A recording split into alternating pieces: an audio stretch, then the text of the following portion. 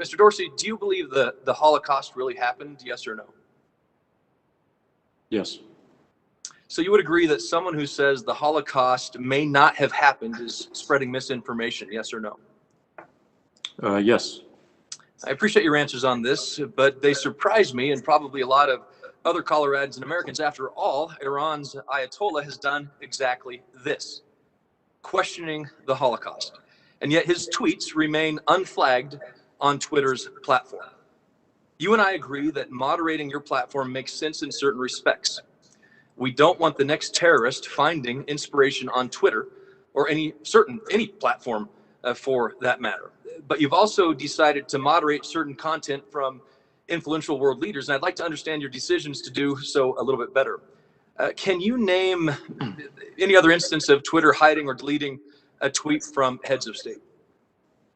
Not off the top of my head, but we have many examples across world leaders around the world. Would you be willing to provide a list of those? Absolutely. I know that we agree content moderation can have certain upsides like combating terrorism, but Twitter has chosen to approach content moderation from the standpoint of combating misinformation as well. So it's strange to me that you've flagged the tweets from the president, but haven't hidden the Ayatollah's tweets on Holocaust denial or calls to wipe Israel off the map. And that you can't recall off the top of your head hidden or deleted tweets from other world leaders. I would appreciate that list. I think it's important that we all hear that. So that brings my next question to the front. Does Twitter maintain a formal list of certain accounts that you actively monitor for misinformation?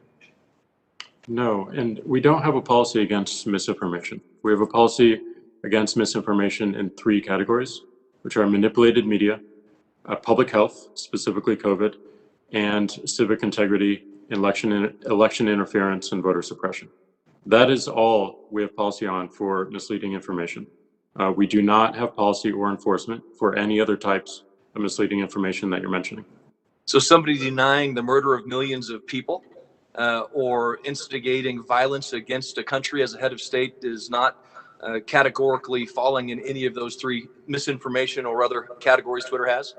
Not misinformation, but we do have other policies around incitement to violence, which may, some of the tweets that you mentioned or the examples that you're mentioning may fall afoul of. But for misleading information, we're focused on those 3 categories only. So somebody who denies the Holocaust has happened is not misinformation? It's misleading information, but we don't have a policy against that type of misleading information. Millions of people died, and that's not a violation of Twitter. It's, again, I just don't understand how you can label a president of the United States. Have you ever taken a tweet down from the Ayatollah? I believe we have, but we can get back to you on it. We've certainly labeled tweets, and I believe we have taken one down as well. You know, if you said you do not have a list, is that correct? You do not maintain a list? We don't maintain a list of accounts we watch. We look for reports and issues brought to us, and then we weigh it against our policy and enforce if needed. You look for reports from your employees or from the from broader the people news? From the people using the service. Right, and then they turn that over to your board of review. Is that correct? Well, so in some cases algorithms take action. In other cases humans do. In some cases it's a pairing of the 2. There are numerous examples of blue check marks that are spreading false information that aren't flagged. So Twitter must have some kind of list of priority accounts that it maintains. You have the blue check mark list. How do you decide when to flag a tweet? You got into that a little bit. Is there a formal threshold of retweets or likes that must be met before a tweet is flagged? No. Twitter can't claim that.